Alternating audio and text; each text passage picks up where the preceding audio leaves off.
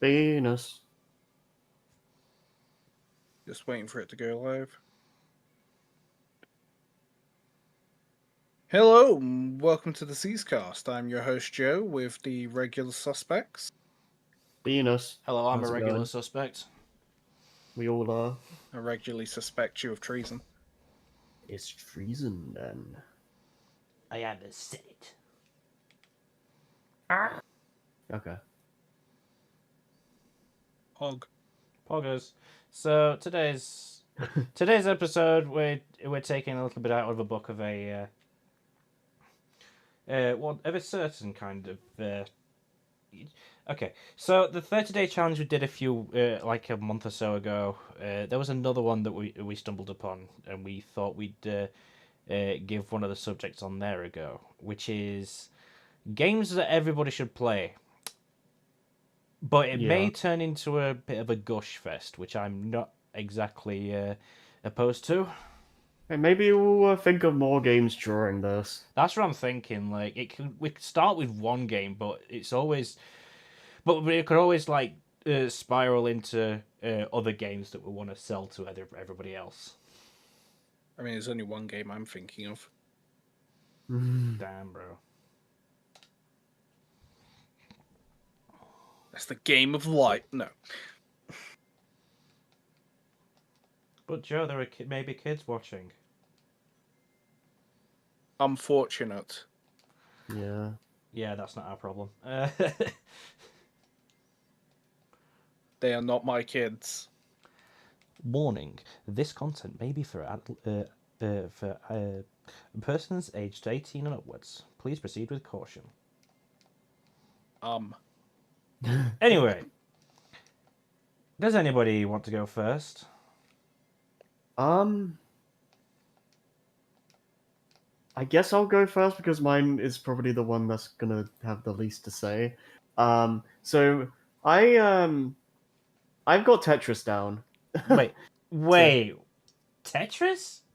Yeah, Really? it's because this is supposed to be talking about games that we think everyone should play. The reason I put Tetris down is because it's not, it's not exactly my favorite game or anything. It's not even my favorite puzzle game, but it's one game that literally anyone can play, like even like grandmas and all that can play. It's basically on every console known to man. It's a very simple idea. It doesn't take very long to learn, and I think it's a decent gateway into gaming. Like, you understand the rules, you understand how to play. There's a decent amount of competitive nature to it, and I think it's a good starting point for gaming. I think. I will have you know that my grandmother loves Toho Spell Bubble. I mean, respect. Definitely respect. This is an absolute lie, by the way. Yeah, yeah, but yeah, that's if so, respect. yeah. Well, I like Tetris a fine bit though, but that's kind of why I wanted to go first, and why I said I didn't really have much to say about my game, because it's very simple. You don't really have much to say about Tetris.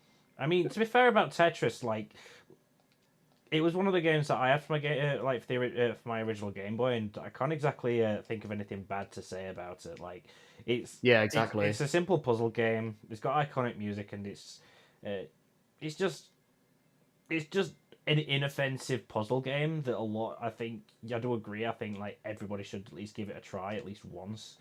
Like, I Yeah. spent a lot of time on it for no particular when I was just like bored. I thought, you know what, Tetris. Even though I should be training. Yeah, every time. Even though I should be probably training a Pokemon by that point, I just think, oh, I just fancy some Tetris. yeah, it's a very good time killer. I don't like saying time waster, but it's a good time killer. Like, just you want something simple to play. You don't want to think about it too hard. Tetris is never a bad idea. Never. Like, yeah. Anything you can say, Harry, Joe? Tetris single-handedly caused the Cold War. I'm certain if you look deep enough into Metal Gear Solid lore, that is true. Anyway. Yeah, but I don't take Metal Gear Solid lore as gospel, bro. Probably because it's complete bull. It's Hideo Kojima's weirdness. Hideo Kojima is weird. Wow, I had never come across this hot take before. Cough, cough. Bit of a narcissist. Cough, cough. Bit of a narcissist. No, seriously, like, he's a fucking hell of a narcissist. He's great. Anyway, Yeah. kept you waiting, huh? Nah, Tetris is great. I like Tetris. I grew up with Tetris. Tetris killed my father. What? Which version though? Unironically, like which? It was one of the PS1 Tetrises. There was a PS1 Tetris. There's Actually, two. why should I not be surprised? Why am I surprised by that? I'm not. Like, Tetris has been ported to a lot of things. Bro, that's like saying there's Doom on insert console here. Yeah, actually, like, didn't like there wasn't like a recently made one for the Mega Drive that was for it was for the why the fuck did I die there? What, Tetris or Doom? Well, Tetris. I think they released it for the Mega Drive Mini. How am I dying in Green Hill? It's just, I think if you anything you own, it probably has a version of Tetris. To be honest with you. Yeah. Absolutely.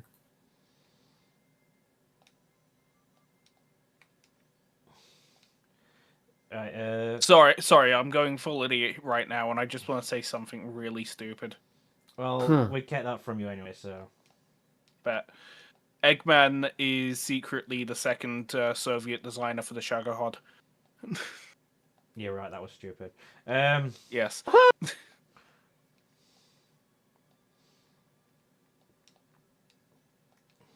Anything else you'd like to put forward, Harry? Not really. That's about it. It's Tetris. Tetranome go full, line go disappear. If line no go disappear, you bad. Good Yeah, point. I wasn't kidding when I said I don't have much to say about my game. I feel like we're gonna need some more games, to be honest with you. Otherwise, don't worry, I've got this covered. Otherwise, this stream's gonna like go pretty quickly. No, we managed to melt 10 minutes, and we've only got to melt 30. We can do this. Get 10 minutes each. Let's go, and I can go to bed on time. Look, this is the earliest we've started. And Harry can get lunch. Bro, this is Me and Harry live in the same town. To be fair, we actually started reasonably on time this time, so I'm not exactly going to complain about that. Yeah, sure. It's still 11, technically. It's technically, yeah, we've started and it's still not midnight yet. And it never will be. Bro. Right, Joe, what about you? Oh, you want me to go? I want you to go. You sure you don't want to go? I'm sure. Damn. I'm just literally I'm literally just like getting used to having a proper discussion while also juggling a game at the same time. So yeah, it is difficult. So understandable. Let me introduce you all to the absolute majesty that is the game known as Foxhole. Oh, fucking hell. Foxhole is absolutely... No, you did not know this. Everyone that for the last several days thought I was going to say Metal Arms Glitch in the System. I wasn't thinking that. And for the length of this stream, you thought I was going to say Metal Gear Solid 3. No, I didn't think you were going to say Metal Gear Solid 3. But anyway, go on about Foxhole. Foxhole is an MMO, and it is the best MMO because it doesn't feel like an MMO. I don't get it. In Foxhole, you choose one of two factions to fight a persistent war. Persistent in the sense of, yes, there is an end goal per war, and from the beginning of the war to the end of the war can take any time between 1 week and 3 months, because the developers refuse to let us have a war longer than 3 months without having an absolute fit. This happened. Really? Yes, man, I'm still mad. Maybe the developers of Foxhole just kind of need to get over the skill issue. The developers of Foxhole need to get over a lot of projections I put onto them. But anyway, Wait, what? Wait, did you get into a fucking did you get into an online argument with the developers? no, that would imply that I care enough to actually try and contact the developers or post on the Reddit. Damn. Which, if bro. I was the goddamn developers, I would definitely stay the goddamn hell away from. Uh-oh. Not Joey, get away from him. Okay, so Foxhole has drama, I and it's see. great Yeah, but because it's better than Smash tournament drama. oh God. no. It's better than. Honestly, it is actually just the best drama. That's all I could say. Without getting into it and getting into like a massive rabbit hole about any specific thing. Nah, what? Who said that? Mm. That's the current drama right now, the Lunaire. I will not elaborate. Okay. So the core premise of Foxhole is you in whichever faction you pick versus the other faction of all players. There is no AI in the game other than like automated pillboxes, which are fucking evil. But that's where the Lunaire comes in, but we're not talking about that.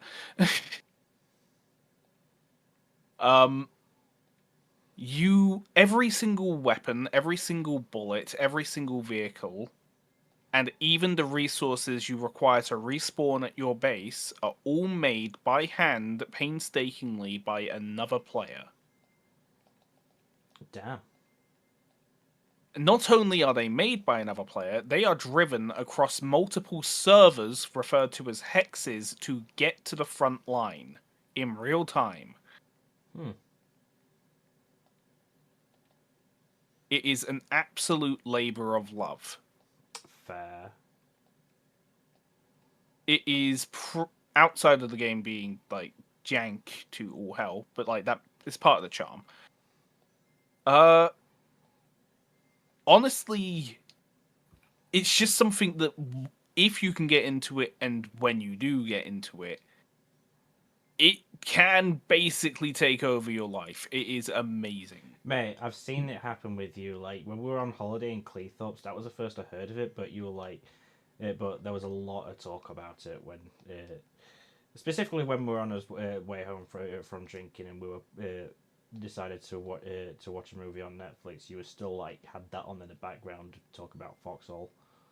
Oh yeah, because okay, so that was definitely when I was first into Foxhole, and I was literally dreaming of the global map.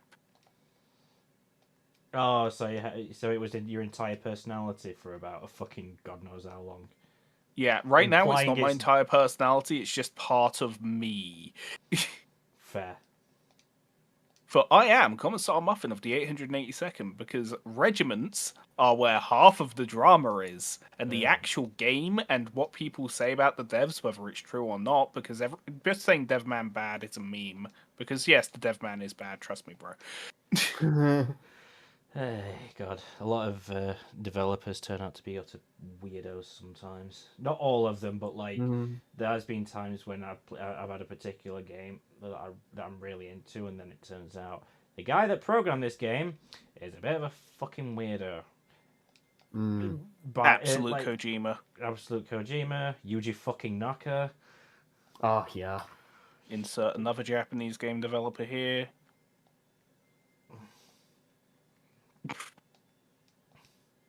I mean, you listed two. You might as well list a third. I don't know any other Japanese developer that turned out to be a complete weirdo, but that's usually Western developers' job. Anyway, seeing as this is where the conversation is going, the drama doesn't come from anything that anyone has done unless it's like regiment side drama. So the actual players. However, the players have opinions about the devs and their decisions in their game. players always. This is kind of justified because we have an asymmetric war game, right? Yes. But the lead art designer plays one of the factions specifically. Okay.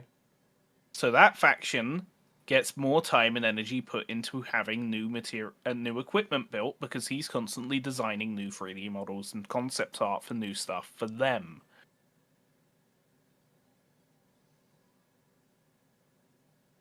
Damn. I mean, the devs also kind of make my faction, the Colonials, the underdogs. Right. Recently, with the Lunaire drama, the other faction, the Wardens, are complaining incessantly that it's completely overpowered and there's no counter for it. I remember you They talking to me about outright this. have a rocket launcher which is designed to do exactly the same thing as ours. The only downside is rocket launcher mechanics are kind of fucked at the moment. So how the rockets work is basically just a really fast, long-range instant detonation grenade. Mm-hmm. But theirs also is heavier. They can't run and gun with it. Right. And they can carry half the ammo with it. And the Colonials get a special uniform that allows them to carry double the ammunition. At the same weight, by the way. So, like, you can't carry a full inventory of the ammo for this thing anyway. But it's versatile. Ah. Whereas the rocket launcher only fires the rocket that rocket launcher fires. Ours fires the grenades, smoke grenades, and poison gas grenades. And with the poison gas grenades in the uniform, we can carry about 6 stacks of poison gas grenades and the rifle loaded with another grenade, and still be able to move. Fair enough. So I understand where the power balance comes in. But then at the same time, when we just about get that goddamn grenade launcher, they have tanks. Like, real tanks. We don't get real tanks for another 3 days at least. And that's if our scrappers are actually doing their jobs. Well, no, it's not even the scrappers, it's the tech runners. Because there's a lot of tech runners that won't run from hex to hex to gather the tech mats. Yeah. So they only rely on that hex's scrappers to, one, not throw the goddamn tech mats on the ground and just let them despawn. Because we don't need tech mats, we're only mining so that we can get basic materials so that we can actually build stuff. Yay! Also, screen Not says realizing that, like, it completely slows down our development. It's a complete nightmare. But no, okay, here's the thing, right? Yeah. Yes, I said the line. TM. I have the ability to check how many hours I have in the game. Like everybody else does with any game, to be honest with you. As in, right now. I have 1,074 hours. God, I wonder if that's it. That's about. This is why I sound so salty. That's about as much as I have in. That's like a sixth of what I've got in Smash, and that's fucking stupid. Yeah, this is why I sound salty about everything I say. I love the game, but I have dumped almost 1,100 hours of my life into it. I want it to be better, and I want people to stop bitching about asymmetric warfare being asymmetric. What's wrong with Only- asymmetric games? Oh, Asymmetric games are great. Isometric, yeah. No, asymmetric. Wait, is it like It's both, but it's isometric? It's essentially isometric because it's. it is isometric, but the gameplay itself is a term called asymmetric. Is it? Huh. Okay. Okay, so with Halo, right? You got 2 teams of 4 in the arena. There's weapons in the arena that you all have equal distance and capability of grabbing to give you the edge. You all spawn with your pistol and your assault rifle. Mm-hmm. You all have the same health. That's symmetric. Oh, so it's like you don't have equal access to Asymmetric. everything. The Colonials have the Colonial hardware. We have the Colonial tanks. We have the Colonial guns. The Wardens have the Warden tanks and the Warden guns. We are never explicitly fighting on the same level playing field. I see. Oh crap, Scrappy if- came in. If the Wardens have built a mega bunker and we can't push it, we're shit out of luck. And that's part of the charm. It's also what the Lunaire's for. Fair. It takes a shit ton of manpower, a shit ton of luck, and a shit ton of just brute forcing your way through a problem. Got it. And sometimes there is a way to get around it. Sometimes you can use a small team to have like the massive assault force distract the front of the bunker, and you can get a small team around and starve. Like you can real time like Stalingrad a place. Just starve it. Make sure no materials can get in, no matter what. Damn. Like sieges happen on my server, Charlie. There is a siege happening right now, as of recording. Oh wow. Hence, something. I was holding off a line of infantry charging into our walled city with a anti-tank rifle, and it was effective until I died. Oof. They organized an infantry grenade rush to deal with one guy in the middle of the road with a goddamn mounted anti-tank rifle. That's so funny, actually. Like, they had to literally throw the fucking whole weight at you. They had to throw a whole goddamn infantry wave with gas grenades, frag grenades. Someone tried to throw an anti-tank grenade. That guy was an idiot. It wasn't going to do shit. What the fuck was that? Scrappy. No, I think it was Jason. Jason! Goose. Oh yeah. Another amazing part about this game Yes. is that the local voice can be heard by both factions. Oh, you've told me about this. And They apparently- brought it back. It was gone for a while. It was broken. They did bring it back. Isn't this what people use to just like blast music through when they're fucking coming through? Yes. That's funny. Stealing a truck, mic spamming through a goddamn soundboard for the Thomas the Tank Engine theme, and just blockade running into an enemy base just so you can basically distract all of the infantry, run over as many guys as you like, and then immediately die because like the base's defenses are shooting you, the enemy are shooting you, you're in a truck. And the mechanics as written, if you get out of a vehicle, your weapon is unequipped. You must re-equip your weapon, which takes time. And then you have to aim it, which takes time. And then you have to fire it, which requires aiming, which also requires... Like, there is too much time you're not getting a shot off. Don't try. It wouldn't be the time. So you run around in circles like a headless chicken to try and hope that they waste as many bullets trying to hit you until one slams you in the gut. It wouldn't be the Thomas the Tank Engine theme for me. It would be Eurobeat. Oh, yeah, it's absolutely been done. Damn nice. What was it? The other week or so, I was on a front line. The previous war, I think, actually. So, like, maybe like 4 weeks ago. Yeah, probably.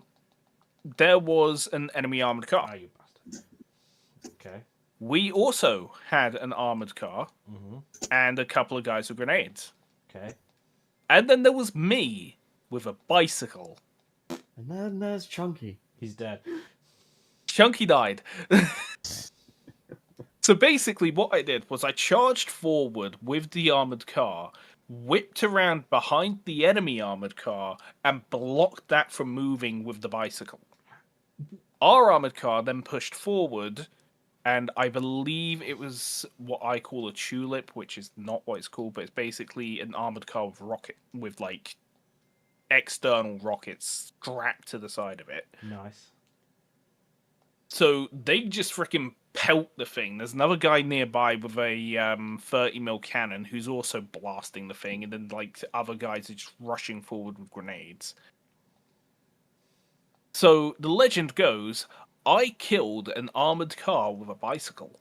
Nice. Okay, that's pretty good. And that is some of the amazing stuff you can do in Foxhole. Fair enough. Is it only on PC, by the way? It is only on PC. Okay. It is an isometric game because it's a top-down view. It is an MMO. Every single person in the game is a living person somewhere in the world, probably Russia, but like somewhere in the world. Yeah, recently, a lot of Russians have gotten into the game, Oh, fair. which isn't a problem, but like it can be a communication issue. Fair. Like, language barriers and stuff like that, I can imagine. Back in the day, there was something called the French Revolution. Oh, God. Basically, one really big French person, streamer, he streamed the game, and then for like the next 4 or 5 wars, it was nothing but the French. That's funny. And the French are dicks. Anyway. I mean, to be fair, it's Foxhole. Anyone that doesn't speak English is a dick, and there's a good chance that anyone that is speaking English is a dick. Yeah. like, let's put it this way. There's a good chance that somebody playing Foxhole is a fucking EDL skinhead, but, like, that's neither here nor Oh, there. yeah, absolutely. Like, oh, we get a lot of that. So, it's not a World War II game. Mm-hmm. It's a 1940s style diesel punk war game. Okay. But the problem with that is the 1940s cosplayers. Oh, fuck off. We get that. I We can get imagine. Russians that like to bring a lot of politics into it because there's Russian politics right now. We get Americans that like to bring their politics into it. Yeah. And there aren't many Brits or anyone in the United Kingdom. That's my opinion. But some of them like their opinions. So I came in late, obviously. How many foxes are in Foxhole, Joey? Good I question. have actually met one. What? Back in the day, Oh, long ago, there was a logistics player called Foxy. And he would drive around the map at breakneck speeds, doing nothing but delivering crap to the front line and playing fox sounds on a soundboard. That's what we call immersion kids. Yeah. We also had a guy called Frontline Tours who would do nothing but steal a goddamn... Well, probably build a bus, because no one builds buses. It's less so these days as well. He would grab a bus, go to the front line, and then drop off any men that he could grab from the local spawn point at the furthest point forward that he could get that was relatively safe. I have also done this, but what made Frontline Tours amazing is he spoke entirely in dubstep. Yeah.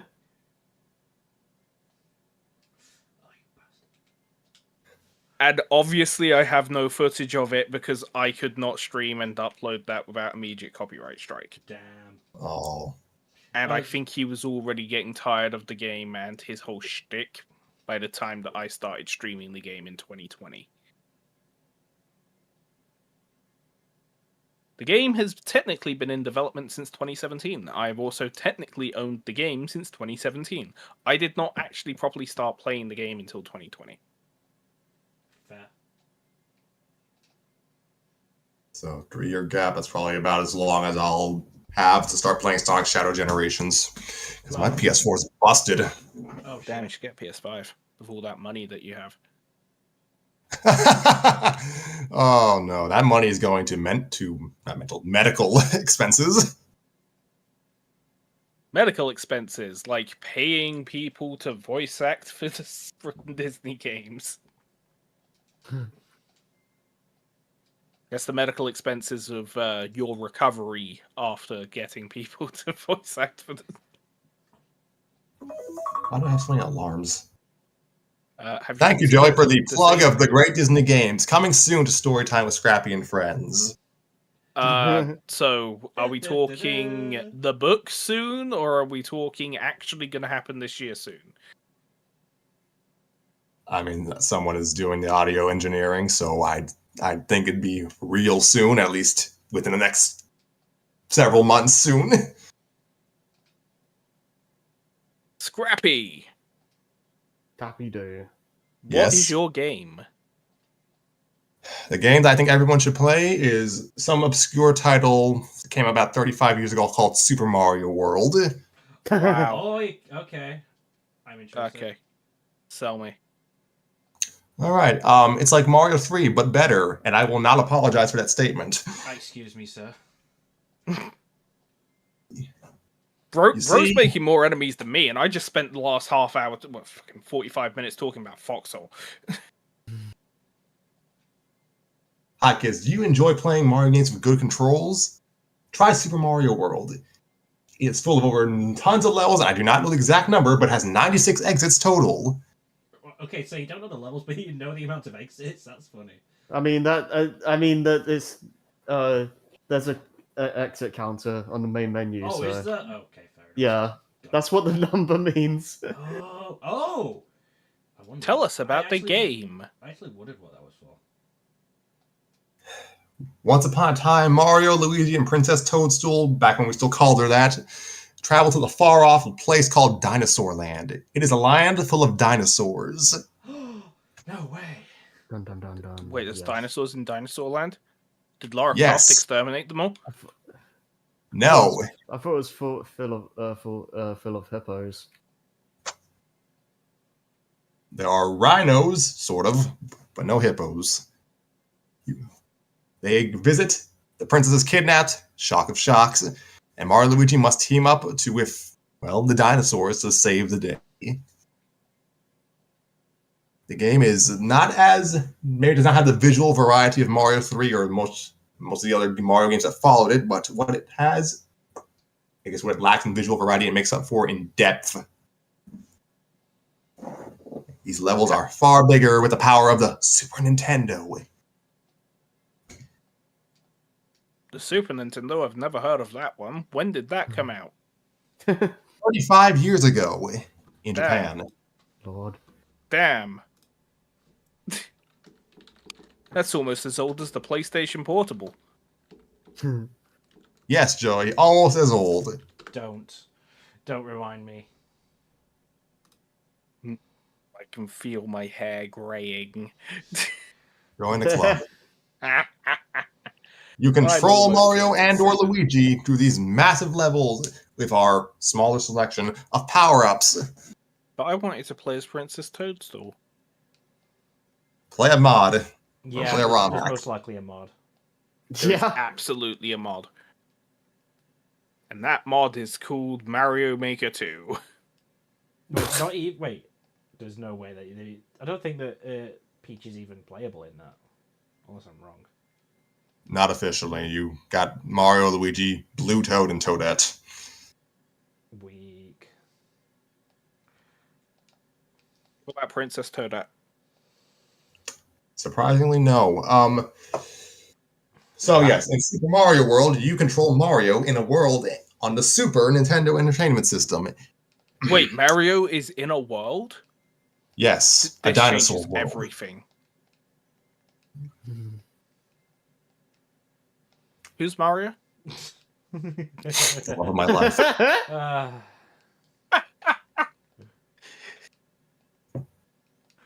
This is sounding more and more like an infomercial every fucking second. What does it do? Which isn't a bad thing, to be fair. This is funny as fuck.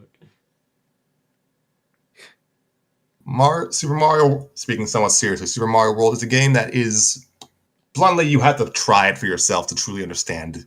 It's a game that is. Yes, you have to play it to understand the vision. Division. Vision. I see it. Because despite how Specsavers.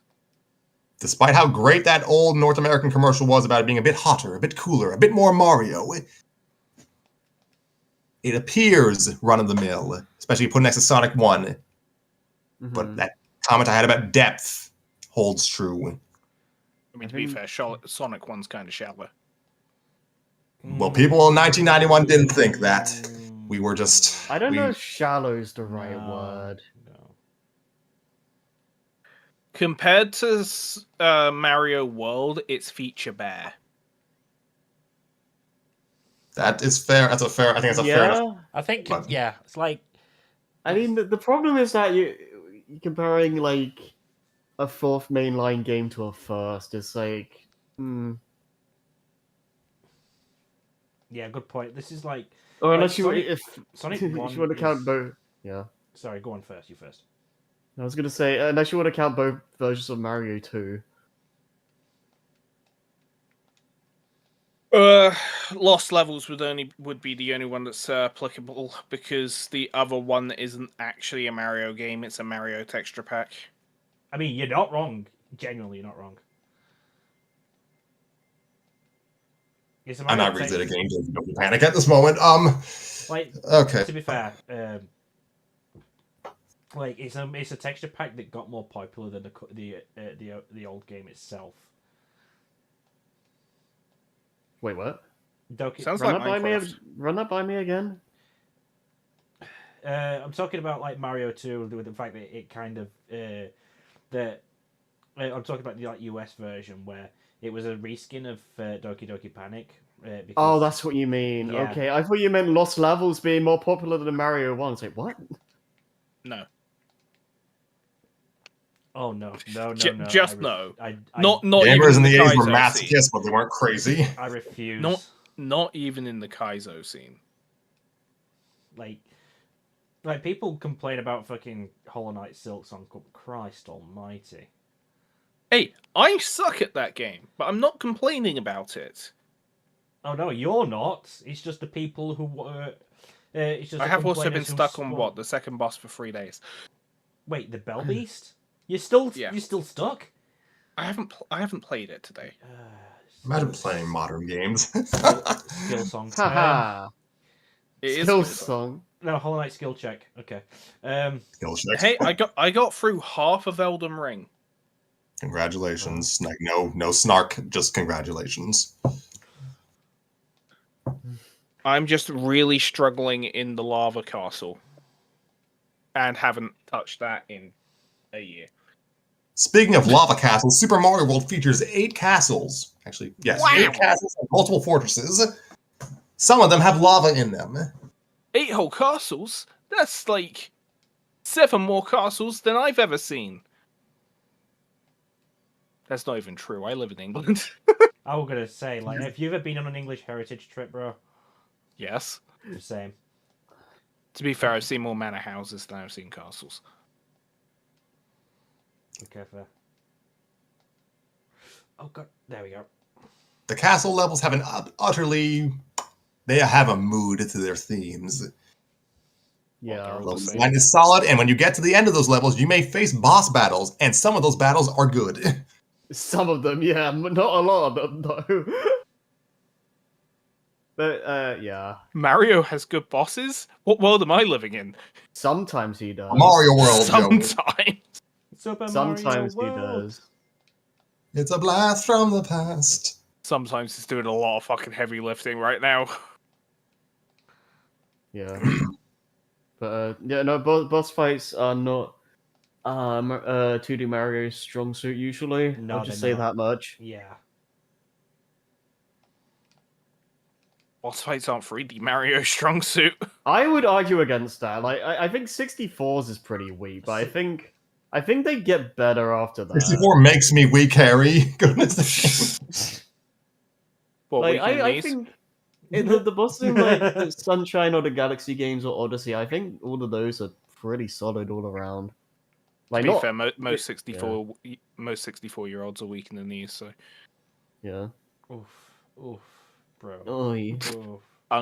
wow. The word unk echoes through the air. Unk. I've still got it. Mario World was, yes, at least in the Western press, was often compared, usually negatively, to Sonic the Hedgehog 1. Goodness. Super Sonic the was. Hedgehog. Because Sega had blast processing. It was Mario like a thing of the time. Like it was like Sonic was like the cool new thing, and like Mario's like, oh, Mario's like this old like kind of platformer. Like we've seen this before. This ain't special. Like Okay, let's not go Mario's into a whole conversation about the differences between the SNES and the no, I'm not. Super I'm just saying of the machine. like the consumer mindset at the time. The consumer mindset at the time is which one had the best power word that was going to define the next 10 years. I mean, yeah, but And Super maybe not 1. consumer. Well, maybe I never owned either system, so You know, I'm not sure if it's so much a consumer mindset. I guess more so the advertiser mindset, but yeah. keep in that mind was that like didn't the work in the 90s when they tried to sell the 3DO, but it also doesn't help that the 3DO was also the cost of a goddamn mortgage at the time. You should not be alive, Lewis. Oh, did you see the thing when I got I- hit and then ended up on the seesaw? Yeah. Yeah. What do you mean Lewis shouldn't be alive? Have you met me? I mean, it's talking about in the game, bro. Oh, it's the only way you can live the absolute terror and horror that is my life. So edgy, bro. So Edge. so anyway. Mario World was considered, I guess it was your grandpa's platformer because again, no one saw the vision back in the early '90s. because there's a lot of there's a lot of fucking things that you could say they didn't see the vision in the early 90s. Mind you, you I could prefer also to not say things that they didn't see coming in the early 90s because that would get me in a lot of trouble. I think it's very interesting how things, like public perception of things, change over time. Like some games are like, had a pretty negative response initially, and now are like, so like a fan favorite or like, looked on back on a lot more favorably. Castlevania Symphony of the Night's a fucking good one, actually. Yeah, exactly. Yeah, something like that where it's Like, at the time people were just obsessed with 3D stuff, so anything that was 2D was looked down upon at the time. and this is why physical copies of Castlevania Symphony of the Night are absolute like do cost a fucking mortgage to buy because people decided That's a hey, modern day mortgage, not a 90s mortgage, by the way. Yeah, Yay! because there's that. I was thinking. Mega Man X4 and 5 I think had the same thing as well. Because I was looking for a copy of that game and like ages ago, and it's like eBay is gonna fucking fleece me. eBay. Yeah. DJ. The like something like Wind Waker and Twilight Princess also just had like a massive shift in opinion over the years. Amazing So- how hindsight's 2020 when you can actually look back on a game that people really didn't vibe with at the time, and it turns Yeah. out I to be a thought cult hindsight classic. was 57. Thank you, Joe, for that helpful comment. But He it's- got the joke. He just wants to ignore it. I do want to ignore it because I'm trying in the middle of saying something. Lol. But like, what was it now? Fuck. But yeah, it's like, oh, we want realism. We want this dark, cool, edgy game, and it's like, fucking shut the fuck up. That thing's gonna age better than your realistic game in a few years. And Yeah. that is actually rung true with a lot of other realistic games that people thinks cutting edge. But the problem with being with trying to be cutting edge is that it's got more fucking chance of aging better than the things that actually came before. Name a game that came out in the 2010s that aged well. Oh, Original that Realistic depends. wonders in general. okay. That I was going to say 2010? no, in the 2010s in general. Oh, in general, okay. 3D World.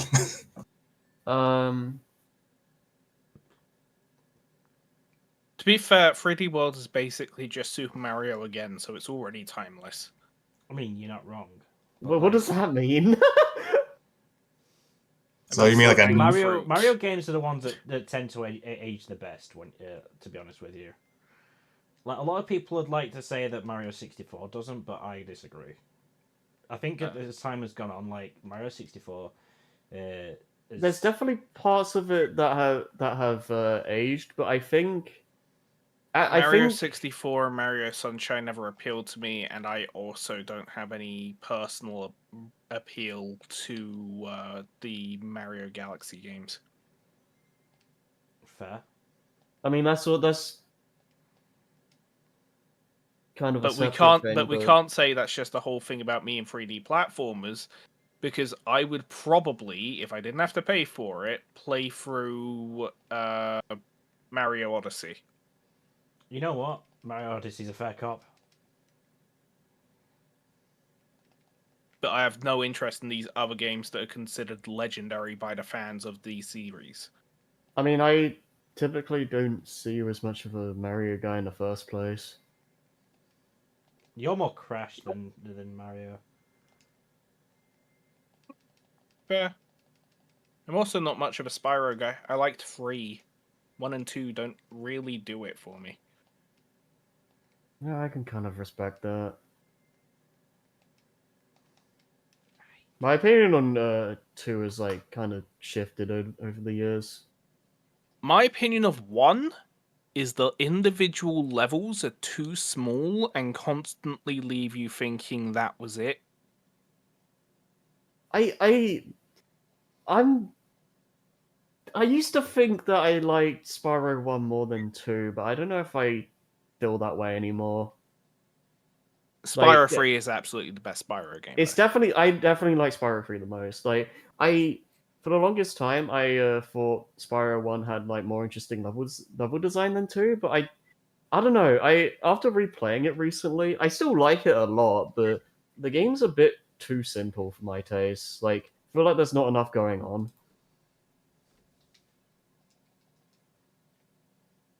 Wait, which Spyro game? Spyro 1? Spyro 1, yeah. I mean, So anyway, Super Mario World available on Yeah. the SNES Classic. I think you know what? I never owned that. It's a classic, but I still prefer 3. I mean, it's 3's there's- pretty good, to be fair. To be fair, there is a reason why Mario 3 and Mario World are often like debated on which one's better, because they are like very very good in their own right. I prefer World just because I prefer what it's going for, but 3's arguably a stronger step forward from like the previous entry than Mario World is in some respects. Because like the glob between Mario 1 to Mario 3 is massive.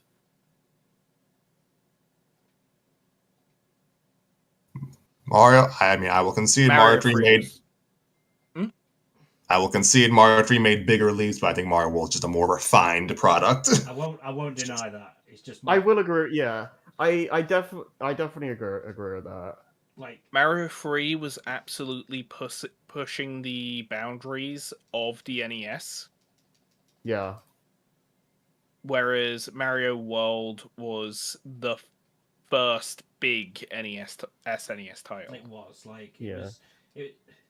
It's like at the time it can be seen as like like the big refinement of 2D Mario, which was like one of the things that got it got at least Western games industry like up and running in the first place. I think, Terms I can say in that I understand that I don't know if will translate well. Okay.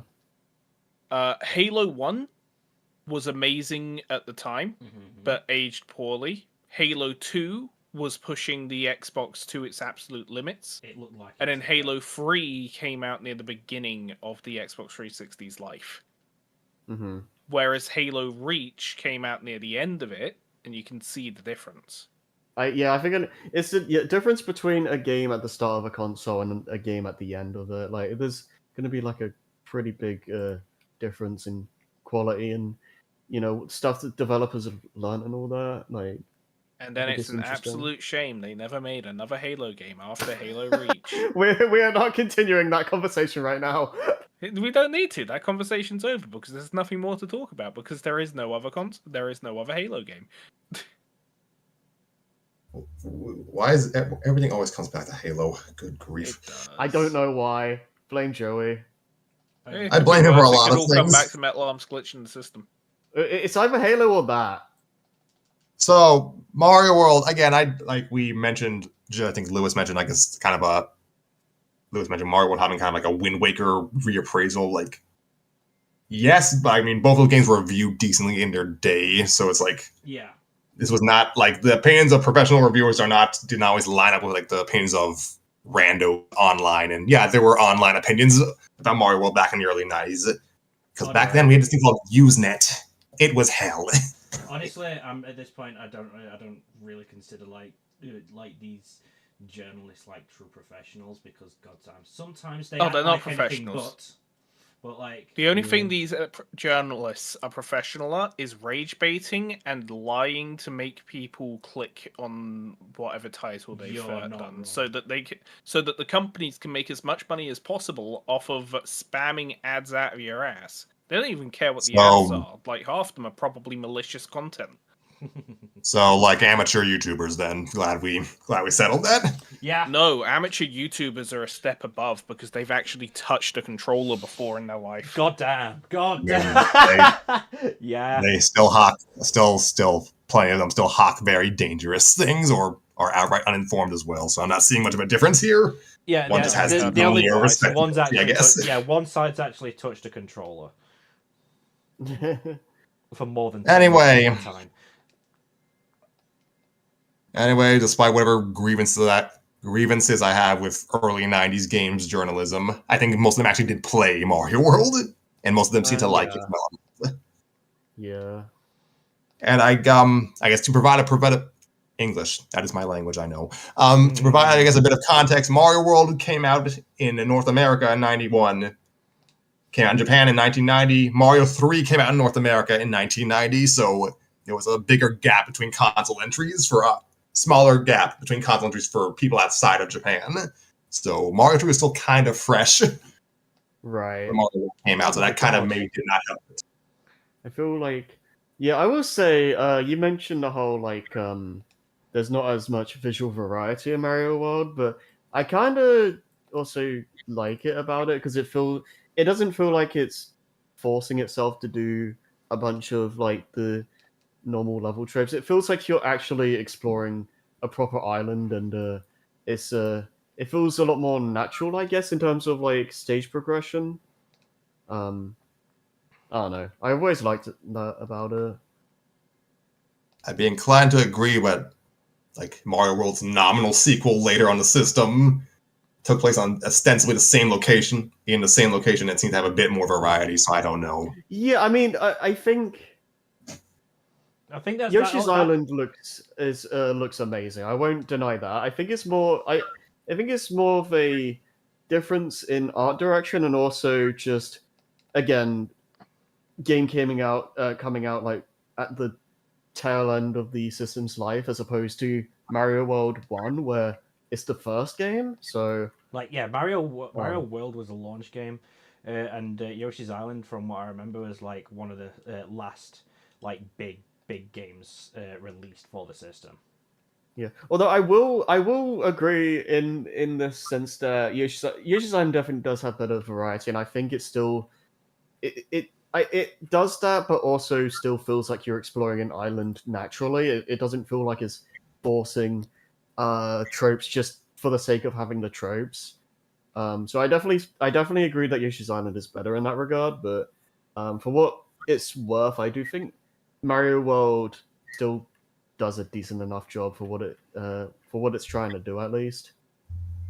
I mean, I've never had any issue with it. I mean, probably because it was the first 2D Mario I played, but I never had any issue with the levels.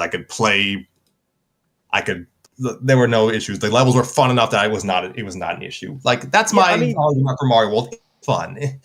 Yeah, but that's the funny thing. Like the way Mario World is designed, I'm engaged with the level design. Like Yoshi's fun to play around with, and I enjoy looking for secret exits and stuff. Like that when I think of the lack of stage visual variety,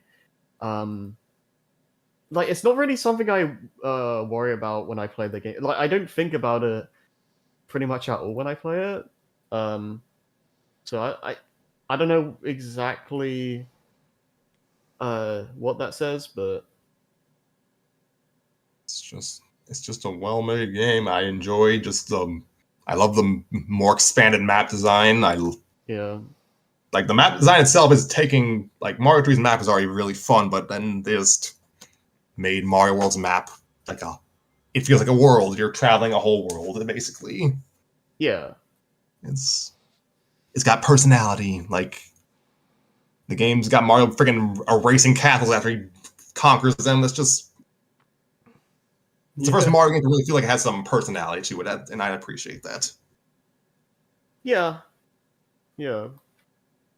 Like I know that to a lot of people, the title screen theme is pretty iconic. Like one of the first. Oh, absolutely. Like yeah, like it's cheesy, but it's the right amount of cheesy for what it needs to do. Yeah. Like it's not. If I can... Go on. No. I was gonna go into something else. You continue. No, it's gone.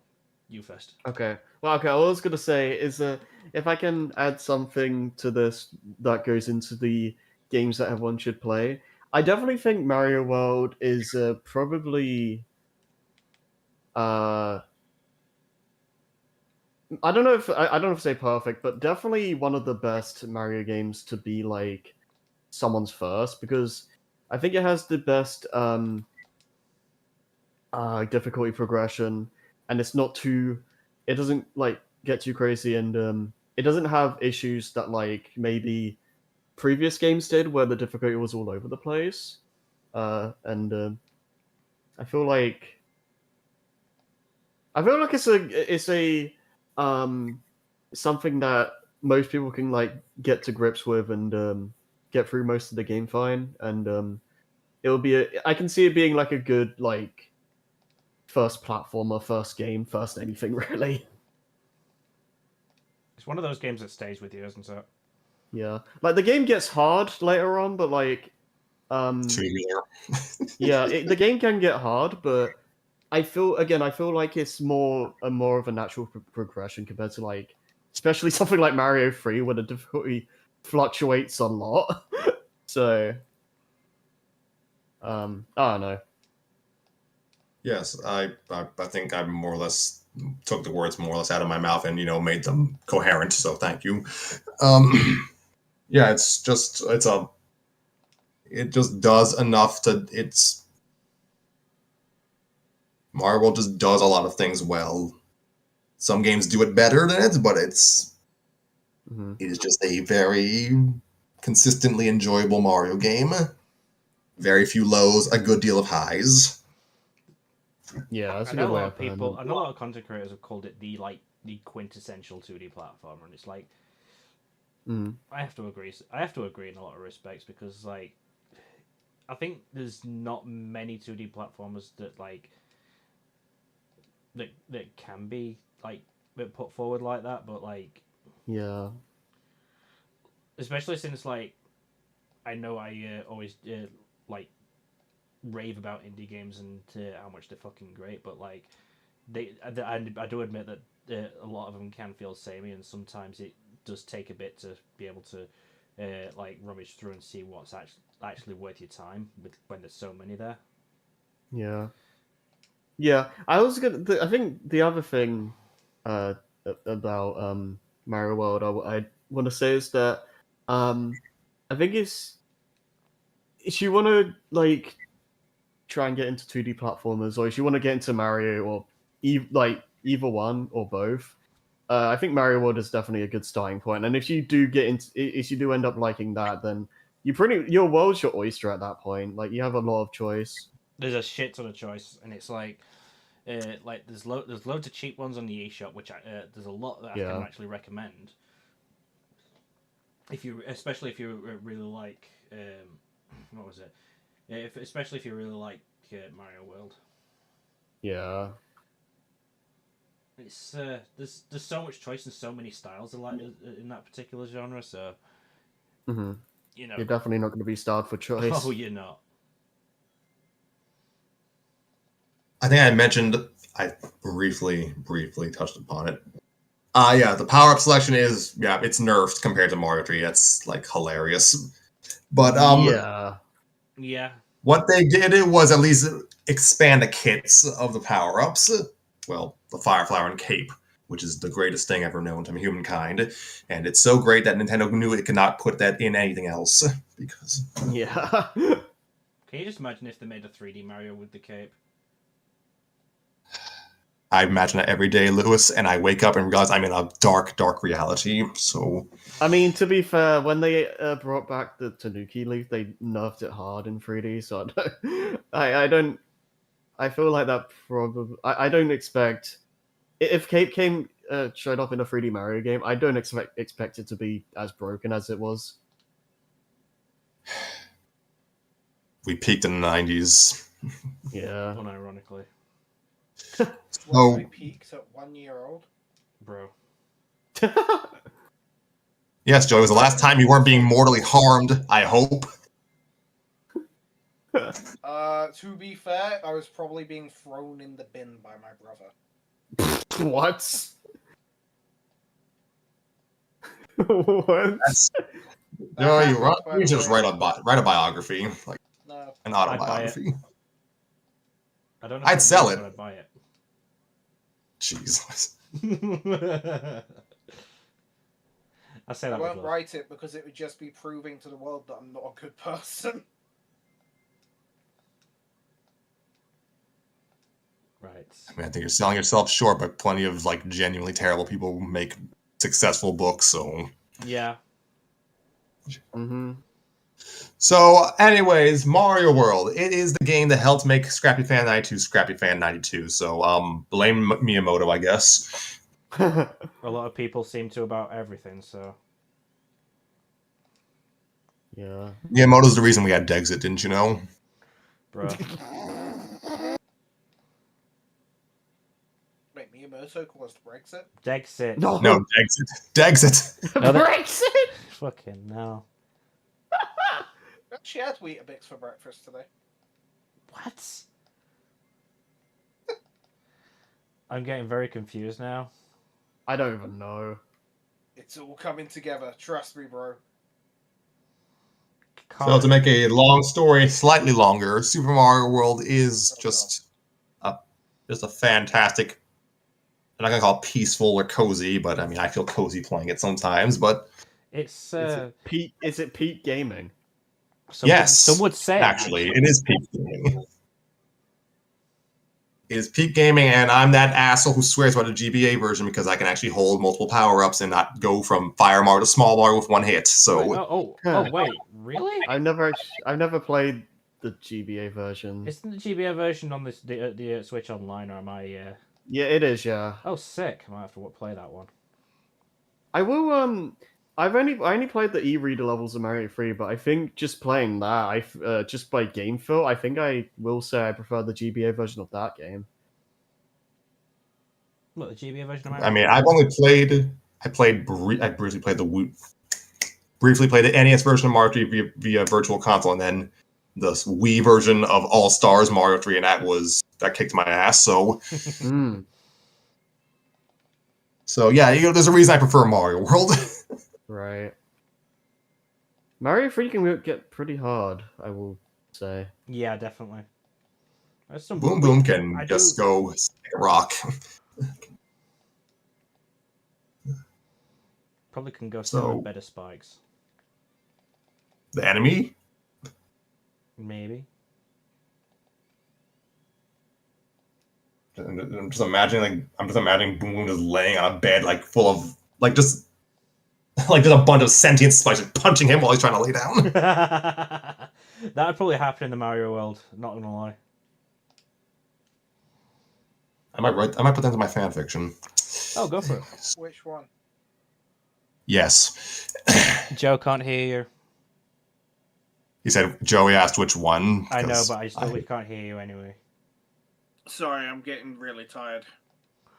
All right, then I'll wrap up for everyone's sake. Guys, if you didn't notice, I'm the only North American here. And this is why I hate doing these late. I mean, to be fair, we started a lot earlier this time. Yeah, true. So yeah, Super Mario World. It is it is one of the games of all time. Make of that what you will. Fair. And you know what? It came out around the same time as F-Zero, so I think that's important. Oh yeah, like a double whammy of them two. Like the Super Nintendo got off to a really strong start.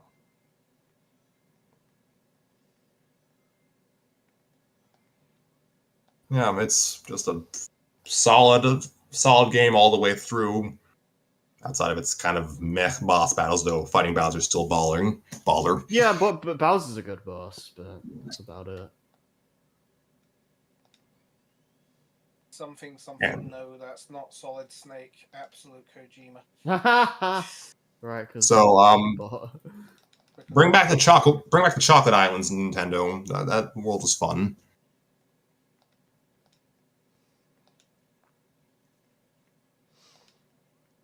And it's like there's like two versions of Mario World on like available for Switch Online subscribers. So like Right. anybody that's got sponsored by Nintendo. yeah, Oh, we will never be sponsored.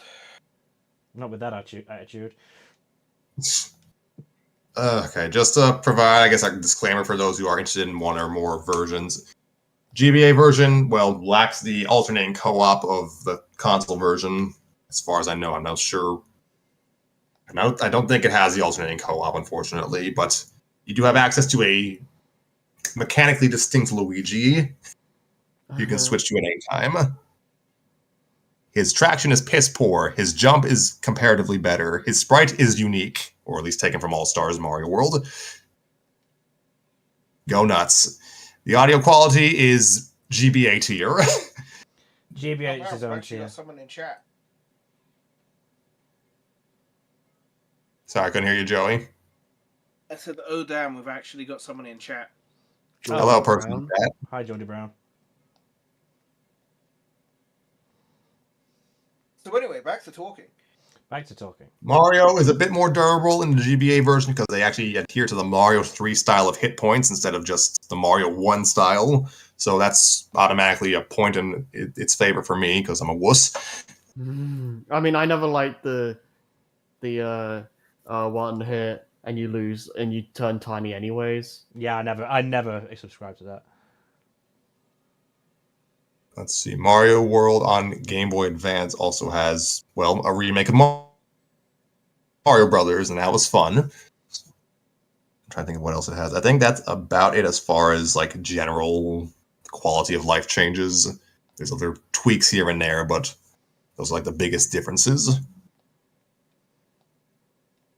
Like Mario World was probably like the least. It was part of the Super Mario Advance series. It's probably the least changed of the 4.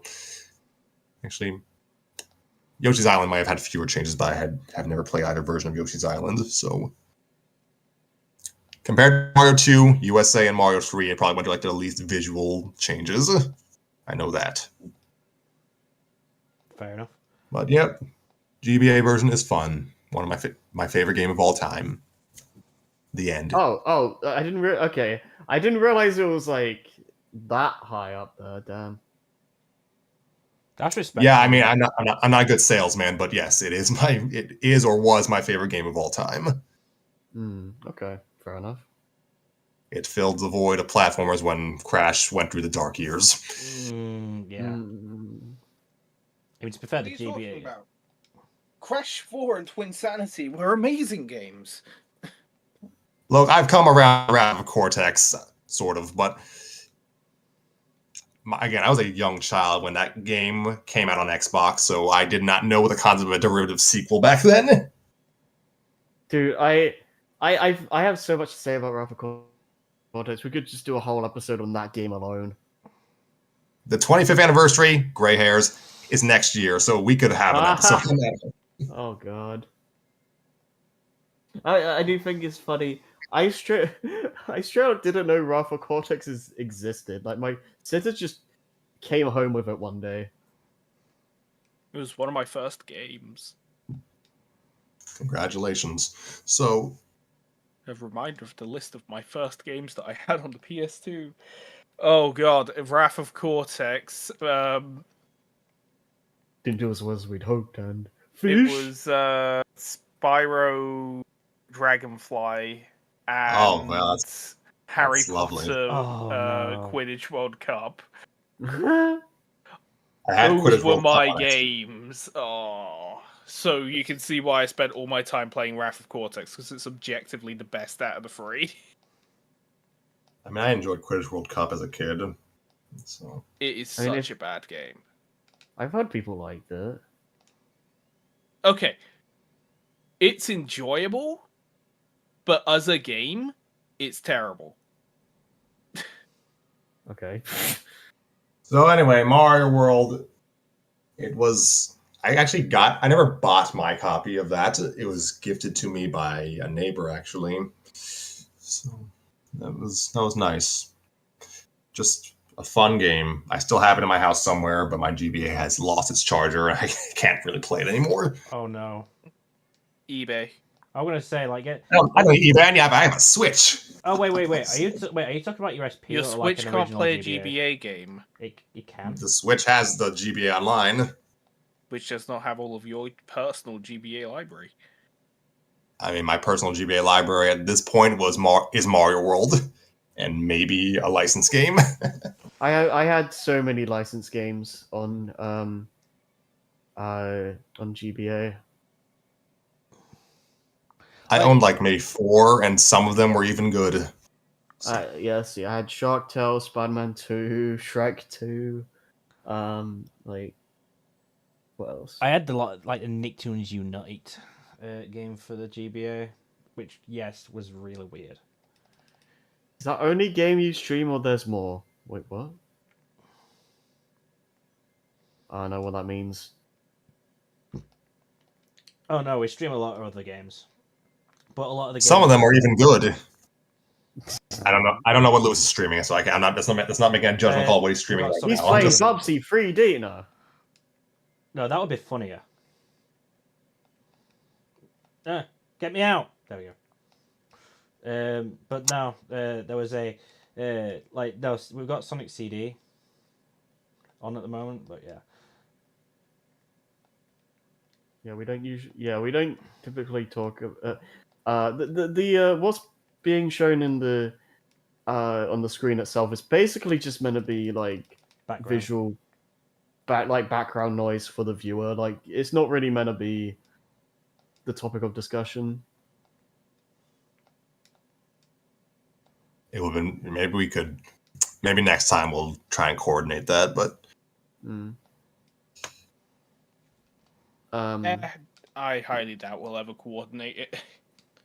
The amount of prep required, just nah. Namely because we do like absolute minimal prep for this. I mean, it works. So to say like prep is minimal. We managed to get some shit done for it being minimal. To be fair, so. Also, I hate this. I mean, I'm fine if we just want to stream Mario World in perpetuity, but Oh, don't worry. Cool. I hate this boss. You're fighting a boss? Yes. Damn. And there goes the fourth wall. so Right, yeah, I think fifth wall's next. I've got a hammer right here. I think I've spoken at length about my alleged favorite game of all time. So You spoke that more it? about We Mario good? than I spoke about I don't- Foxhole. That's impressive. I talked about Tetris for like 2 minutes. 7. You Was counted? it 7? Yeah, you actually spoke about Tetris for 7 minutes. Damn. Okay. So did Lewis? What? Lewis never. I never got. I went- don't think I got my gaming just yet. He can if he wants to. Oh, that's exactly what I'm Or going to we do. can go to bed. Okay. So Damn. what I'm gonna. Bro, I'm not Um, fucking. I'm not okay, skipping so- mine. So I'm gonna have to restart. I'll be back in like a couple of minutes. Try. You can start your game if you want. But, No, I'm waiting until you get back. Okay. I'll just do like talk about whatever for a couple of minutes. I won't be too long. Okay. So the backup game that I had to speak about Yes. is a game that was on a couple of consoles, but I mainly played it on the PS2. I don't. I think I know where this is going. It's a cel-shaded first-person shooter called 13. Oh. Never mind. That's Never not at all mind, where I because thought it was no, it's not where I was going. going. Good God. So I was reminded of it again recently, even though like it completely abides by my theory that 2003 was the greatest year for gaming of all time. Anyway, it is actually an action thriller game where you are Steve Rowland, a amnesiac that wakes up on a beach with absolutely no memory on account of him being an amnesiac. He gets taken into the lifeguard's house to be checked up, and then after being checked over, finds out that he has a safety deposit key for one of the largest banks in America, only for a terrorist organization to start shooting up the lifeguard's house, and he has to escape the beach and drive to the bank. Ah. And it's pretty great. And that is literally just the first level. Huh. Did it get a re-release recently? Or do I remember? It did get re-release. It wasn't great from what I heard. Like, they completely half-assed it. They screwed the aesthetic. I heard things about it being functionant. And Harry's back. And I also remember spending most of my time playing against bots in the multiplayer, because PS2. Sick. Remember when games did that for us? Yeah, I miss bot lobbies.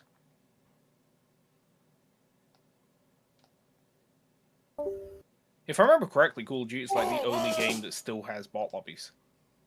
Oh. For shooters or in general? 'Cause I think CTR's remake Like- still has them. Well, CTR still has them. Like, the entirety of Mario Kart is just bot lobbies, but like, how are you gonna have a racing game without bots? It would be completely non-functional to have an online-only racing game. It would actually. And yeah, I feel like some studio has done that. That's tried, regardless. Most racing game players just wouldn't buy a game that was online only. Yeah, Ubisoft. Yeah, Ubisoft. Harry, you Less back? spoken about Ubisoft, the better. Harry? Well, he is allegedly in the call.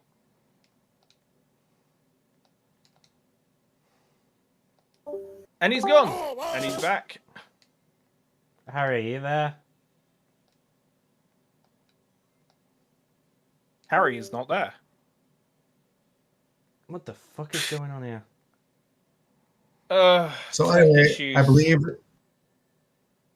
I can't remember what month it came out in, but we're around that season. So I think it's time we talk about the 20th anniversary of Shadow the Hedgehog, the game. Oh my god. I mean, Where were you when Shadow blasted onto the scene in the year 2005? I was in year 5.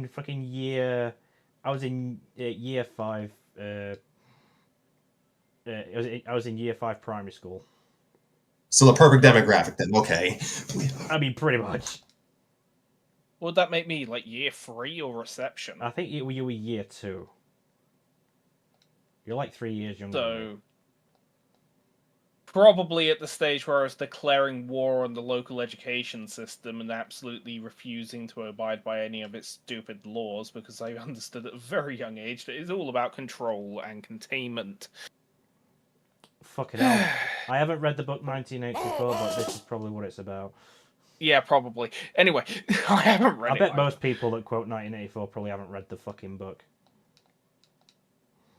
But that's neither. I haven't I've read read, it, like, and 10 therefore I pages don't of it. quote it. The only thing I know about 1984 is Airstrip 1. Okay, now it's only because that's working. what There you we phrased. go.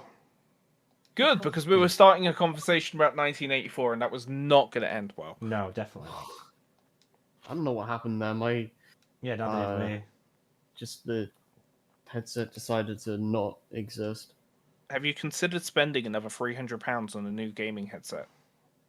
Or get a microphone like me and Joe. Oh, yeah. Well, Consider buying me a new laptop, Harrison. Actually, yeah, Harry, buy Scrappy a new laptop. I'm totally made of all this money, guys. Yeah, you're like professional streamer, man. That doesn't mean I'm I'm loaded. That doesn't mean you have any money to your name. That means that you're actively fighting off the IRS for unpaid taxes. Hey. So we were just talking about how great Shadow the Hedgehog, the game. Were we though? Where's that damn fourth game topic? Yeah, since I'm back now, so do you want to just go over that quick? Yeah. So I'm gonna have to pause this for this. 10 years have passed since the fall of Mr. X and his syndicate. The city has been at peace until now. A new crime empire has arisen, corrupting everything good in the city. It is rumoured to be led by Mr. X's own children, the siblings Mr. Y and Miss Y. Former detectives Axel Stone and Blaze Fielding join forces with their old friend's daughter, Cherry Hunter, along with Floyd Araya, an apprentice of the brilliant Dr. Zan. Together, these four vigilantes stand against the Y Syndicate on the streets of Rage 4. Oh, okay. I wasn't expecting Streets of Rage for hit today. Honestly, I was playing it the past few days, and like it's just one of the best games to just like get lost in, especially when you get into the Mr. X Nightmare mode, which is basically like an endless survival mode, which was made DLC like a year after its release. So Streets of Rage 4 came out in let's double check the dates because it was at like 2020, I think. yeah, it was early 2020, just like a month after lockdown started. After the start of lockdown, I think it was April. I'm not so sure. Streets of Rage 4. Wait, I'm already on the fucking wiki page. Yep, April 30th, 2020, and by apparently they were having issues getting the game finished, but all because of COVID. So the fact that the game actually came out and did so damn well is a pretty good accomplishment all by itself. But it's a beat 'em up game that's available on pretty much every modern platform out right now. So if you've got an Xbox, PlayStation, Switch, or Switch 2, while we're playing it the other day, or Steam, you pretty much got access to this game. Period. Isn't Streets of Rage 4 the one that had that concept art of a Sonic X Sonic render? Wait, what? Wasn't there something like... I'm gonna need to see Hold on. this.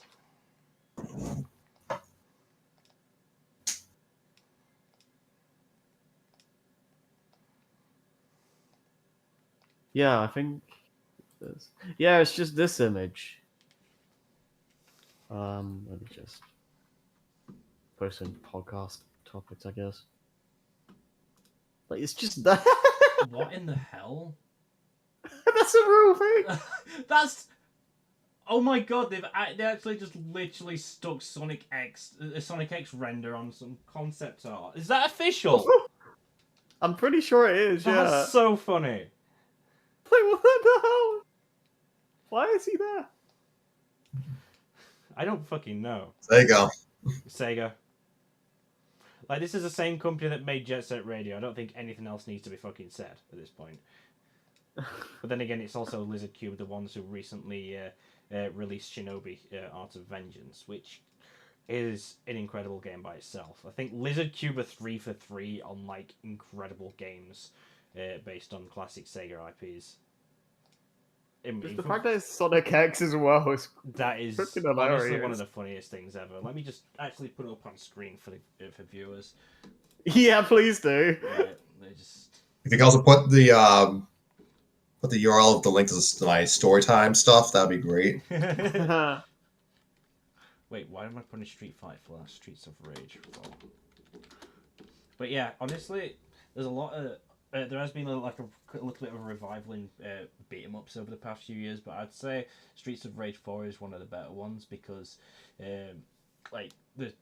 obviously we've got the returning composer Yukio Koshiro, who was basically one of the directors of the original Streets of Rage games, or of all of them, for better or for worse, on the third one's soundtrack. I'm not going to go into that. Like, this is also after years of the fact that we've got years of failed attempts at revitalizing the Streets of Rage series, like an edgy, realistic, gritty 3D version as well that didn't take off. I don't think that would have been much recognizable. We saw what happened with the Perfect Dark, with Perfect Dark and Bomberman when they were trying it. I don't consider Perfect Dark Zero. Which Perfect Dark are we talking about? Perfect Dark Zero. I don't consider that gritty or realistic. I think it's more anime than the original game. I've never seen Perfect Dark Zero, to be fair. It's for an early Xbox 360 game, and yes, I know it was meant for the Xbox. It's pretty dang cartoony looking. What was I thinking of? It was okay. I was definitely thinking of Bomberman Zero. Oh yeah, that one's like.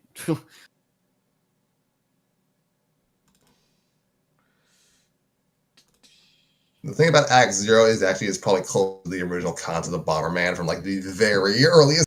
I'm just going to throw this in this corner right now. I'm going to leave it there for the rest of the thing.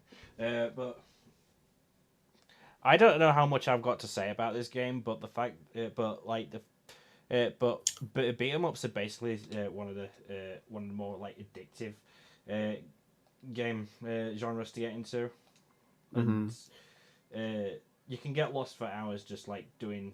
It's one of those games where you have a challenge, you try to get through it, and then you just like, oh, I want to give it another shot, and then another, and then another. That's basically Mr. X and Nightmare. Yeah, definitely very arcade feeling.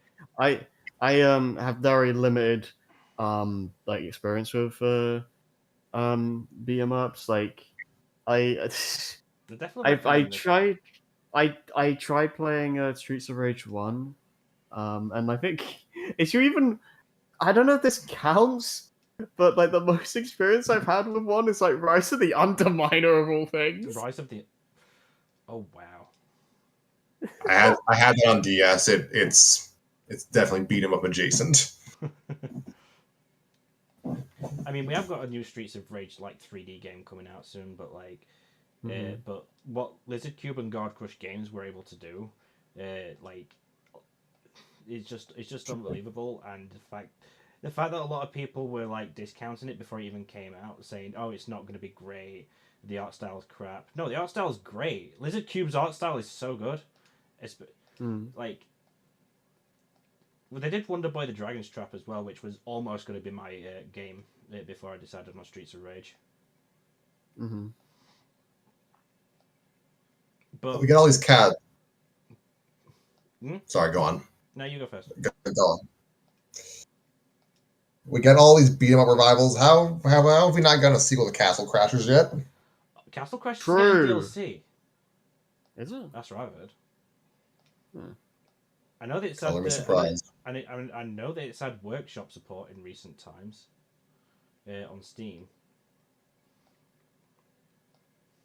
but that's beside the point. I do want to play Castle Crashers at some point though. I never played that game, but I remember when it was like everywhere.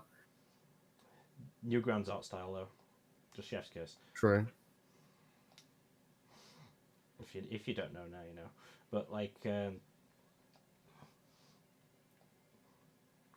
then for the Mr. X DLC, Mr. X Nightmare DLC, they brought in T-Lopes to compose some more tracks, and I'd say there's some of T-Lopes' best. Not even joking. That's even factoring in Sonic Mania. All the tracks that he did for like Penny's Big Breakaway. But I need to pause for this. Next time, all we're gonna do is just have an image on in the background. Yeah, whatever's more comfortable for you. I don't know how you manage it sometimes. There's a reason why I usually do stuff like Horror Warriors, so I don't have to think. Yeah. Next time I'm gonna do something like that myself. Maybe I'll actually get Hyrule Warriors just to fucking have just to have something mindless in the background. Yeah, like I kind of can't play like a platformer during this because it's like it just doesn't work. I'll bet. But yeah, like I was saying, like I wouldn't. This segment isn't going to be as extensive as Scrappy's or against Joey's, but like all Yeah, I they can, went pretty in depth. they did. Uh, but off the top of my head, the only thing I can really say is if you really like beat 'em ups and like retro style games or arcade games, definitely give Streets of Rage 4 a try because it's definitely one of the best that's on any modern platform right now. To be honest with you. Yeah, you could just make the next episode just a Sonic X thing right there. Oh my god. You know what? That's a shout. That is a definite shout. Actually, you know what? Fuck this. I feel if we are gonna do the tier list thing next time, I feel like that's gonna take like multiple episodes because I feel like that might, it might take a while. Yeah, the Not tier if we list is. start at 8 p.m. Yeah, you know what? I think starting as early as we can is a good idea because it's late. I can't think straight properly, and that's why my TED talk on Streets of Rage 4 is a bit lackluster. I mean, you don't have should to be go already in super bed. crazy. It's fine. I know.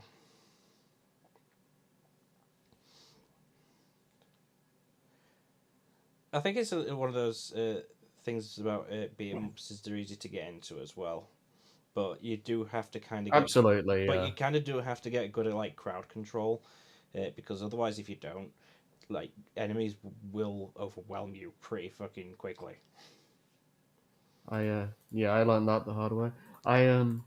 Yeah, it's like they're easy to learn how to master. Oh yeah, there's a lot of that's just how I like my that's just how I like video games in general. It's like it's easy to get into, Yeah. but then there's a skill ceiling which you have to try and reach. Hmm. I do kind of but everything you have is given to you at the start as well. Like there's no like, well, you're not missing moves in a sense. Like there are moves to unlock, but everything you need you have. Like you're not Yeah. like you don't just have like your just normal punching moves. You've got your special moves, that like crowd control moves. Just like they're all there, and you're not going to go without. And the best thing is you unlock flashier moves. You unlock more like powerful moves as well. It's just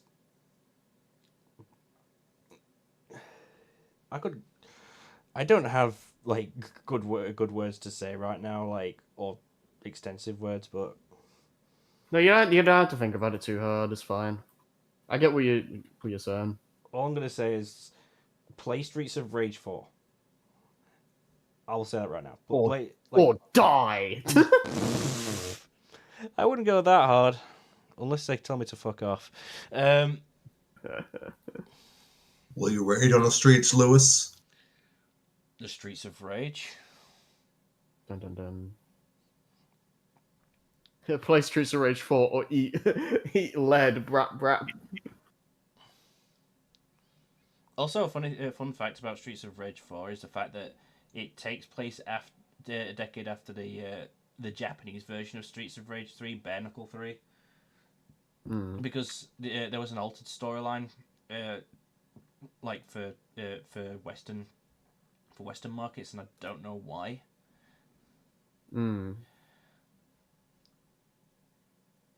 Oh, so they did keep the Bare Knuckle name in Japan for Streets of Rage 4. Okay. There's you got a combo and score system as well. Wall bouncers, which you can use to combo. Like pretty much one of the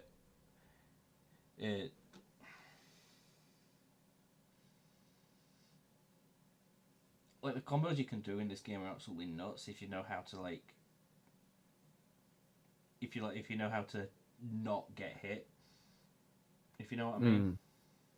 Right. Yeah. If you know how to like avoid attacks, you can just get like rack up ridiculous points and combos. Let off like use star moves if because racking up points gives you stars, which is basically like a super meter in a fighting game. That's the best thing I can. That's the best way I can compare it to anything. Except instead of using like an input command, you just press the R button. Simplicity is what makes these games really fun. But it's just a shame that beat 'em up games went out of fashion ages ago. Mm-hmm. If I was a conscious gamer in the late 90s, then I would have absolutely hated it.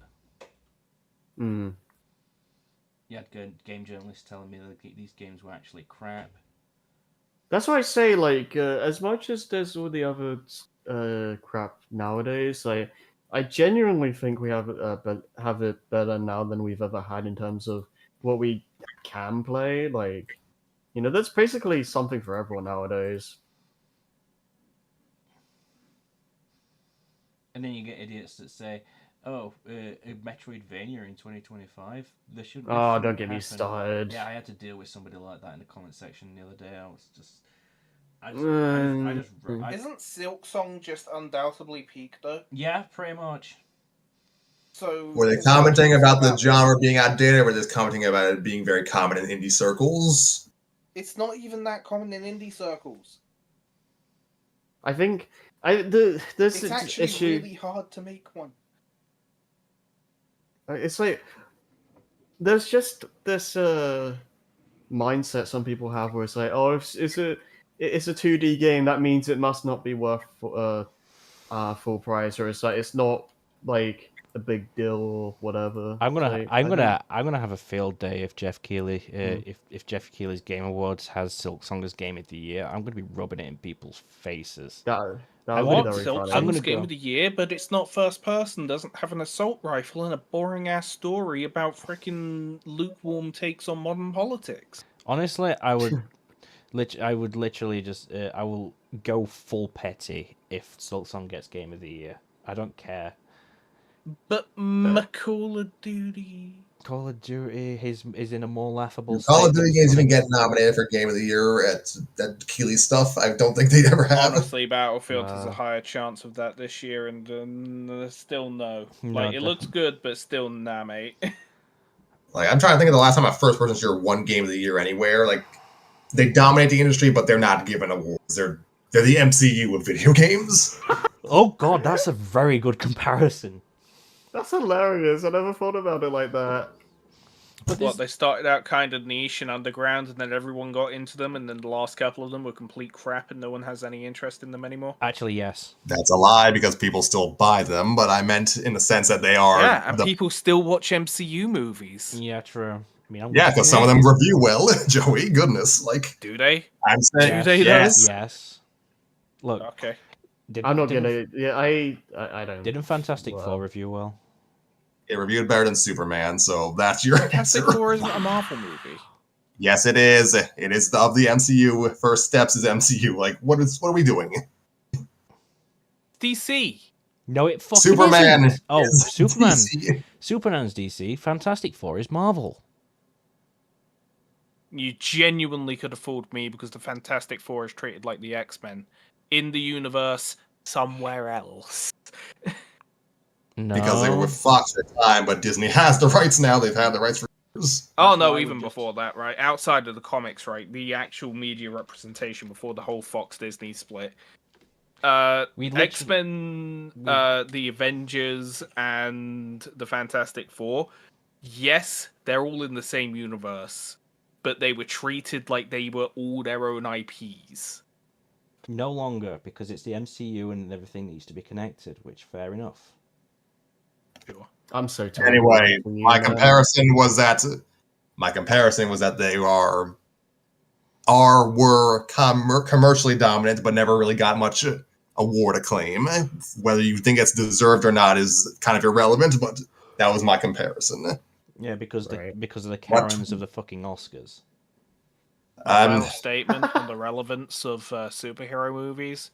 I went to watch Jaws in cinema the other day instead of watching Fantastic Four. I do not regret that decision. Fair enough. I mean, Jaws good for is a you, man. classic. To be fair. It is a classic. It's absolutely amazing. What was I saying? The kinds of games that get nominated at either the Game Awards or other comparable awards ceremonies, they usually sell and review well, but they are not the games that the majority of people usually play, is what I will say. Well, indie Right. games With a are handful starting of to get exceptions. indie games. Thankfully, are starting to get a bit more relevance, and a lot of more people are starting to play them. Especially considering the fact that we got Balatro as a Game of the Year contender last year, which is Oh, that's ridiculous. I don't agree with that. why Bellatrix is great, but it's not game of the year. It's not a game of the year contender. it is. It really isn't. It really is. See, this is what I'm getting at. What Because- qualifies as Game of the Year or Best Picture is so subjective. Yeah, you can't really. It's kind of like it depends on the person. I think. Like, Balatro as a game is empty. I mean, I like it, but it is empty. How? It's I literally. mean, It does what it fucking needs to. It does what it says on the tin. It does what it's advertised. I don't think that any the scope has anything to do with it. Remind me. Okay, remind me. What kind of game is Balatro again? It's a roguelike Poker on crack. Yeah, it's basically a roguelike poker game that I still have trouble getting into because poker games and card games in general just aren't my thing. But like a lot Fair of enough. a lot of people still play it. It's there was a huge uproar about it when Peggy tried to put an 18 rating on it because gambling. Or something like something stupid shit like that. But like it does what it needs to. It's a game that functions exactly how it was intended to, and nobody can really ask for it to be anything more than that. It doesn't need to be anything more than that. Because let's put it this way, it's a game that should be reviewed by the things it does, not the things it isn't. Yeah, I think that's the thing with stuff. Like you can't judge it on something that it's not trying to be, because I don't think that's fair. Balatro, I see it as like a 6 out of 10 game. I mean, that's fine. Like I you like can the have- game. I play it. Like I can boot it up any moment and have a great time with it. But it's still a 6 out of 10. On today's Well, Joe Takes, What are we talking about again? Gambling. we're talking about perception of the types of video games that people like to parade around should or shouldn't be considered Game of the Year material or worth anybody's time. I mean, to be honest, I don't really care much about Game of the Year stuff because like Goatee is dumb. everyone's gonna have different opinions on that. Like, it doesn't really mean anything to me. Goatee should only matter if every single vote was basically made as a people's choice vote. Yeah. I care more, to be honest. Like I There still should- there care. shouldn't I be still a house or a committee. I still sort of like tune in every year to the Game Awards because it's just fun and there's decent announcements. For fuck's sake, we had it with Carney Sometimes last year. sometimes like there's like fun stuff in it, but I mean, there are a lot less Ubisoft E3 these days. Well, less Ubisoft Okay, is good. and So in some anyone that was there ways- knows what I mean. But like the Game Awards, the first couple of years was basically just the same sort of energy that Ubisoft brought to their E3 conferences. I will say this about Game of the Year. I think nowadays it feels like the closest equivalent we have to an E3 now. Like It's video game Oscars. that's what it literally is, but like it's the closest thing vibe wise I think we have to an E3 because like was it Oh, Summer no, Game it's Fest? September. It's actually coming soon, isn't it? It's later this month, isn't it? No, it's So December. December. Yeah, it's later this month. Shut the fuck up. Peak dyslexia. Like, Bro's gonna give me an I know aneurysm Summer before the end of the year. Fucking hell. Summer Game Don't Fest worry, is I've weird got to the me gun. because like it's meant to be the E3 replacement, but it also doesn't feel like it. I don't know. I don't think there should be any true E3 replacement, to be honest, especially when we come at a time where a lot of companies just do their own showcases, which Yeah. is fair. Like, E3 was great for what it was, but it was also at a time where Nintendo Directs weren't Oh. like as mainstream as they are now. PlayStation Yeah. didn't have State of Play. We didn't have the the Xbox showcase. Whoever tunes into them. Mhm. And it's a shame, but I think E3 it was good while it lasted, but I think it was a lot of Yeah. people. I think even before like lockdown and stuff like that, a lot of people were just starting to lose interest, especially like I said, Nintendo Directs. Once people started realizing they could do anything similar like that, then it is what it is. It's really funny because I remember when directs started happening, like when they were like really early on, and it was like they weren't great. They were like they're in the very early stages, and everyone was like, "Oh, I want like Nintendo to make actual conferences again. Like this is garbage. Like I hate this." And then like like years later, like everyone's doing it, and like no one really cares about these big conferences anymore, really. So it's kind of funny how things change. It was literally the translation of why are we in this meeting that could be an email. And then they started formatting everything as a Yeah. video email, and everyone was like, Actually. "Yeah." Yeah, because like the thing is, like, I don't know, I still miss the conferences. I do miss the conferences, but like I do to a degree, but I kind of like how quick the the stuff is now. Usually, like, I kind of want it. I kind of want it to just get to the point. I do enjoy like the I'd like if weird they stuff, had both but- though. So they had like the full Yeah. conference. They show that first and live, and then after the conference is finished, a scheduled upload, which is basically just a bullet points of everything they spoke about in the conference, I mean that's with the video clips of the actual games. And that could possibly work. I mean, we could Because do a whole that E3 sort of- video at some point. That sort of just like covers everything. I feel like That's E3 the- could be turned into its own podcast. I won't lie to you. E3 what was a Joey is podcast. describing sounds like, to a degree, sounds like a Nintendo Direct plus like a more prestigious treehouse segment, I guess. I would like there to be more fun segments again. Yeah, we don't get to see the yearly Xbox car. I actually unironically miss that. I unironically miss that. Wow, yeah. Wasn't Like, one there year, was- it was literally like a life-size Mini Cooper made of Lego because of the Lego DLC for Forza Horizons. That was fun. I like the pageantry was overblown, but I do kind of miss it. It went over when they went overboard, and it was glorious. The whole point was basically have a marching band on crack for video games. Yeah, basically. Like the So a marching band for video games. what did they have? Like an orchestrated opening for Sony E3 2016, which led into that, which I thought was fantastic. It was just fun. So Anyway, yeah, E3 deserves its own video. E3 is It going really to have does. its own. I think we could do that next time. Actually, we could honestly next time could be the gushing over what E3 used to be video. you know what? That'd I'm be- perfectly yeah. down with that. I'm down for that. Actually, yeah. Awesome.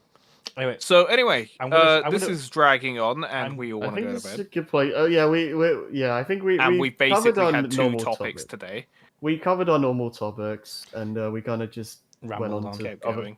Yeah, so we yeah, this is a good place But I to want start. to keep going to bed. Anyway, So, we thanks can for stop watching, there. guys. This has been the SEESCast. I've been your host, Joe, as much the host as I tend to be. as we've covered, play Tetris, play Foxhole if you want to, play Please play Foxhole. I need more members in my regiment. play Super Mario Charlie is a World, real war. Play Streets of Rage 4. and play Streets of Rage 4. And if you don't play these Shadow the games, Hedgehog. yeah, play Play Shadow the 13. Hedgehog 05 and get all, was it 300 something endings? There's not that And many. if And play endings. Stitch on PS2. There's a ridiculous amount of endings. You If can- you don't do this within the next 2 weeks, we will find you and we will kill you. Hypothetically speaking, Anyway, thanks for watching. legally, Harry I have will legally. actually kill you. He legally- is repressed. He has been locked in the basement for too long. I haven't taken him for his walkies for months. Legally, we have to stress that that was a joke. He's been feeding off of the blood of the neighborhood cats. Oh gosh. So anyway, take care, everyone. Remember, we are mostly sane individuals here, and Not Harry. please tune in for the Great Disney Games coming soonish. It will Not launch anymore. before Grand Theft Auto Harry. 6. I can promise that. I hope so. Sadly. Somehow. Yeah, we missed our window for that. Somehow Silksong came first. Okay. Yeah, but we will be out before Grand Theft Auto 6. We will definitely have another episode before GTA 6. Oh, we'll have multiple. We're The actually book will be finished before GTA 6. It better That I be. don't believe. I don't fucking believe it. Anyway, take care of yourselves and stay hydrated, I guess. No, boy. I wanted to drink Pepsi. I mean, Pepsi's nice. I mean, it still Pepsi hydrates is you, but nice. not to a lesser extent. I hydrate explicitly on lemonade at work because I literally have a tap in my hand at all times. True.